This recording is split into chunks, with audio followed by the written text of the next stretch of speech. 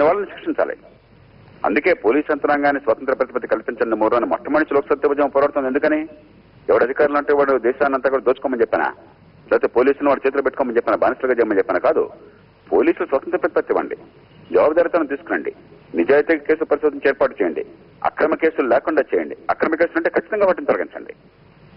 నిజంగా సాక్ష్యాలు ఉన్నట్టయితే చిన్న కేసు అయితే పక్కన పెట్టేయండి, పెద్ద కేసులు అయితే చేసిన తప్పుకు బాధ్యత తీసుకోవాలి. లేకపోతే భయం గుబుట్ల సమాజం ఉంటుంది.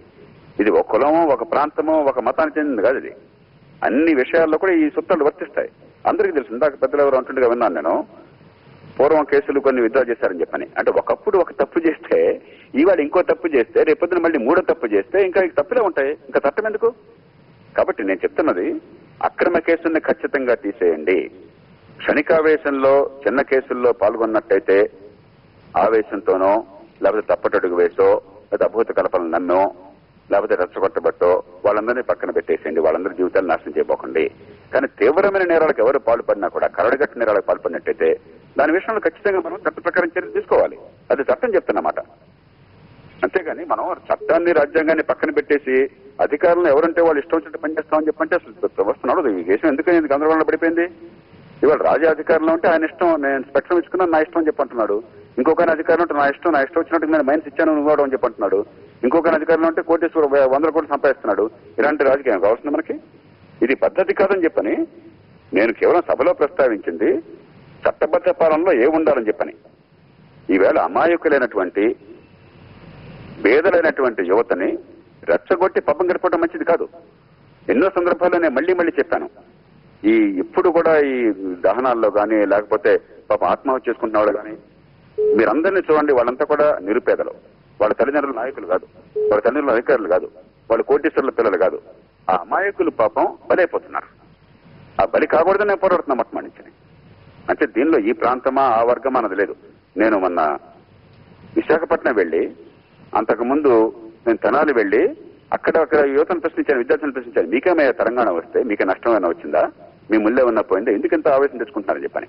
అలాగే నిజామాబాద్ పోయి చెప్పాను, అరే బ్రహ్మల్లో బతుకుతున్నారయ్యా, వస్తే రాని లేకపోతే రాకపోనండి, దాని గురించి మీ జీవితాలు పాటు చేసుకోబోకండి చెప్పని. నిజంగా దేశాన్ని ప్రేమించేవాడు ఈ కులాలు ప్రాంతాలకు అతీతంగా స్థైర్యంతో మనసులో అన్నమాట చెప్తాడు. ప్రజలు ఆలోచన పెంచే ప్రయత్నం చేస్తారు. అంతేగాని ప్రజలు రెచ్చగొట్టడం చాలా తేలిక. అది చౌకబారు రాజకీయం. అది రెచ్చగొట్టం కదా కావాల్సింది. ప్రజలు సంయమనాన్ని పెంచాలి. అయితే ఒక్క నిమిషం జయప్రకాష్ గారు, ఒక్క నిమిషం.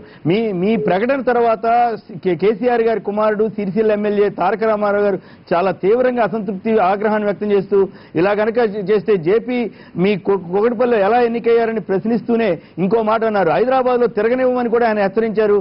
ఎందుకంత దాని మీద ఏమైనా స్పందిస్తారా?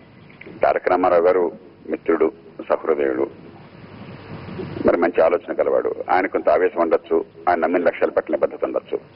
కానీ ఒక వాదనని పూర్వపక్షం చేయాలంటే అంతకంటే బలమైన వాదన, హేతుబద్ధమైన వాదన కావాలి. అమర్త్య సేన్ ఎన్నో సందర్భాల్లో చెప్పాడు, రీజన్డ్ పబ్లిక్ డిబేట్ అని చెప్పని. హేతుబద్ధమైన బహిరంగ చర్చ కావాలి. కానీ తూతూ మేమే, నువ్వెంతంటే నువ్వెంత, బూతులు తెచ్చుకోవటం, చాలా మనం మర్యాదస్తులు, సంస్కారం అన్న వాళ్ళు మాట్లాడకూడని భాష మాట్లాడడం, లేదా అలాంటి ఆలోచనల్ని బయటపెట్టడం, ఇది ప్రజాస్వామ్యానికి శోభాయమానం కాదు, మనకే మంచిది కాదు. రేపొద్దున ఈవేళ మనం గొయ్యి తీస్తే ఆ గోతులో మనం పడతాం.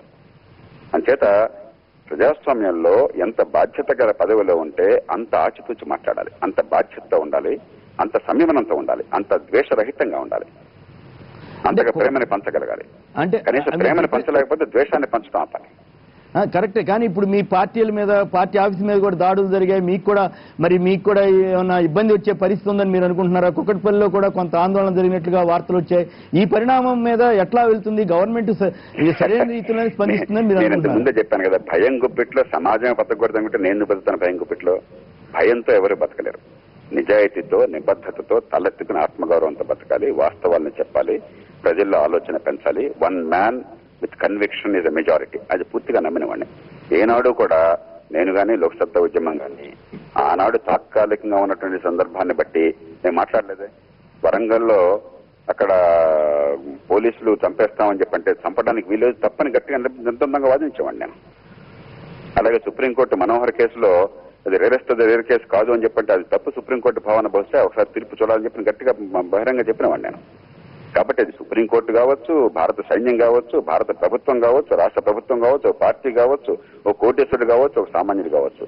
ఆయన పదవి ఎంత ఉంది, ఆయనకి ఎంత బలం ఉంది, దాన్ని బట్టి కాదు చెప్పే మాటలు విలువ వచ్చేది. ఆ మాటలు వాస్తవాలా, హేతుబద్ధమైన సమాజ హితాన్ని కోరేవా కాదా, ఇంకో ప్రమాణం ఏదే ఉండదు. ఎట్లా మీరు బలవంతపు వసూళ్లని ఆరోపణ చేశారు? అంతకుముందు తెలుగుదేశం వాళ్ళు కూడా ఆరోపణ చేసినప్పుడు కూడా వాళ్ళు ప్రస్తావించిన విషయాల్ని మీరు శాసనసభలో ఎందుకు ప్రస్తావించారు?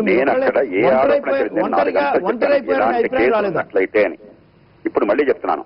దహనకాండ ఉంటే, హింస ఉంటే, విధ్వంసం ఉంటే, బలవంతపు వసూళ్లు ఉంటే అది సమాజానికి మంచిది కాదు. భయం గుప్పిట్లో ఆర్థిక వ్యవస్థని, సామాజిక వ్యవస్థని పెట్టడం మంచిది కాదు. అలాంటి ఉన్నట్టయితే, దానికి ఆధారాలు ఉన్నట్టయితే ఖచ్చితంగా చర్య తీసుకోవాలి, లేకుంటే వదిలేసేయాలని చెప్పన్నాను. ఏ రకంగా తప్పది? దీనిలో ఎవరి మీద నేను ఆరోపించాను? నేను మరి మీరు ప్రభుత్వ పక్షం వారు కూడా మాట్లాడలేని మాటలు మీరెందుకు మాట్లాడారు? ప్రభుత్వంలో ఉన్నటువంటి వ్యక్తులు కానీ, ఎమ్మెల్యేలు కానీ, లేదు మీ తోటి విపక్ష నాయకులు కానీ ఎవరు మాట్లాడిన విషయం మీరు ఒక్కళ్ళే ఎందుకు మాట్లాడాల్సి వచ్చింది? అది కాదు. ఇప్పుడు మిగతా వాళ్ళు ఎందుకు మాట్లాడాలి, ఏం మాట్లాడకూడదు నిర్ణయించే హక్కు నాకున్నదా? వారు ఏం మాట్లాడాలో శాసించే హక్కు నాకున్నదా? నేనేం మాట్లాడాలో శాసించిన హక్కు నాకున్నది. ఆ మాట్లాడేది విచక్షణపూర్వకంగా, రాజ్యాంగబద్ధంగా, సమాజ హితాన్ని కోరి మాట్లాడే బాధ్యత నాకున్నది. నా హక్కును ఉపయోగించుకుంటాను, నా బాధ్యత నెరవేరుస్తాను. అంతవరకు మా బాధ్యత. కానీ లోక్సభలో మిగతా వారు ఏం మాట్లాడతారు, ఎందుకు మాట్లాడతారు, ఏం చేస్తారు, ఎలా చేస్తారు, వారు చేసే శక్తి మాకు లేదు. వారు చేసే రీతిలో చేసే శక్తి మాకు లేదు. చాలా సందర్భాలు వారు చేసే ఆలోచన కూడా మాకు లేదు. కాబట్టి ఏ ఆలోచన సరైనది సమాజానికి ఏర్పడిన కోసం సమాజం నిర్ణయించుకుంటుంది. ఎలాంటి రాజకీయం కావాలి, ఎలాంటి ఆలోచన కావాలి, ఎలాంటి విచక్షణ కావాలి, ఎలాంటి నిర్ణయాలు కావాలి, సమాజం నిర్ణయించుకుంటుంది. అది నా చేతుల్లో, మీ చేతుల్లో లేదు కదా. సమాజానికి మార్గాన్ని చూపెట్టాం. చివరిగా ఇంకొక మాట చెప్పండి. మరి ఇదే విషయం మీద మీరు అసలు తెలంగాణ విషయంలో మీకు ఒక ప్రత్యేకమైన అభిప్రాయం ఉందా? అంటే ఇచ్చినా పర్వాలేదు, ఇవ్వకపోయినా పర్వాలేదు అనే అభిప్రాయం గతంలో వ్యక్తం చేసినట్టు. అందుకంటే నేను తెనాలి వెళ్లి తెలంగాణ ఇస్తే మీకు నష్టం. నిన్నగాక మొన్న వాదించాను. నిన్న విశాఖపట్నంలో వాదించాను అక్కడ విద్యార్థులకి. మీకు తెలియపోవచ్చు అసలు, మీరు ఎందుకు పట్టించుకోరు. ఇలాంటి అసెంబ్లీలో జరిగితే చిన్న విషయాన్ని పెద్ద చేస్తే మాకు టీవీలో బాగుంటుంది. కానీ మీరు కూడా అభియోగాలు మాపడం కరెక్ట్ కాదు.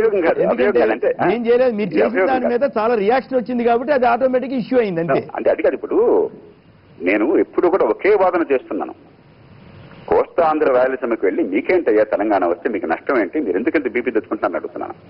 అలాగే తెలంగాణకు వెళ్ళి అక్కడ మీరు తెలంగాణ వచ్చేసినట్టే మంచిదేనయ్యా, మీకు కావాలని కోరుకుంటే వస్తే రాజ్యాంగబద్ధంగా, దానికోసం బీపీ తెచ్చుకోబోకండి, కుటుంబాన్ని నాశనం చేసుకోబోకండి, దానివల్ల అద్భుతాలు జరుగుతాయని భ్రమలో పడబోకండి చెప్తున్నాను. రెండు వాస్తవాలు.